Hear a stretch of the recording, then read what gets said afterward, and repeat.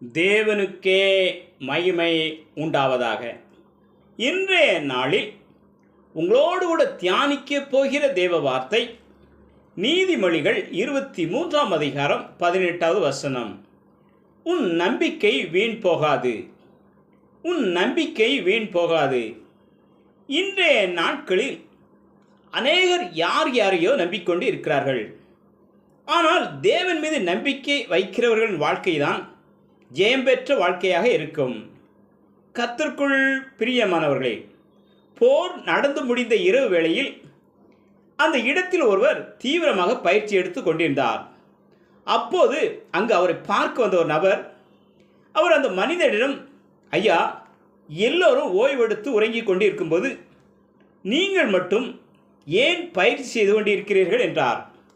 அதற்கு அந்த மனிதர் சொன்னார், இன்று சிப்பாயாக பணிபுரியும் நான் ஒரு நாள் அந்த படைக்கு தலைவனாக வேண்டும் என்று கடவுள் மீது நம்பிக்கை வைத்து தீவிரமாக பயிற்சி எடுக்கிறேன் என்றார். அதற்கு அந்த நபர், இது எப்படி நடக்கும் என்றார். அதற்கு அந்த மனிதரோ, நான் கடவுள் மீதும் என் மீதும் மிகுந்த நம்பிக்கை வைத்திருக்கிறேன், ஆகவே இது ஒரு நாள் கண்டிப்பாக நடக்கும் என்றார். சில வருடங்கள் கழித்து அவருடைய நம்பிக்கையின்படி அந்த படைக்கு மாத்திரமல்ல, அந்த நாட்டுக்கே மன்னர் ஆனார். அவர்தான் மாவீரன் நெப்போலியன்.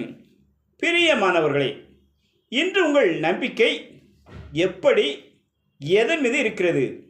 நான் கடவுளை நம்புகிறேன், என் நம்பிக்கை ஒரு நாள் வீணாகாது என தேவனாய் கர்த்தர் மேல் நம்பிக்கை உள்ளவர்களாக இருக்கிறீர்களா? நீங்கள் தேவன் மீது நம்பிக்கை வைக்கும்போது மாவீரன் நெப்போலியனின் நம்பிக்கையின்படி அது நடந்தது போல இன்று உங்கள் நம்பிக்கையின்படியும் உங்கள் வாழ்க்கையில் அற்புதம் நடக்கும்.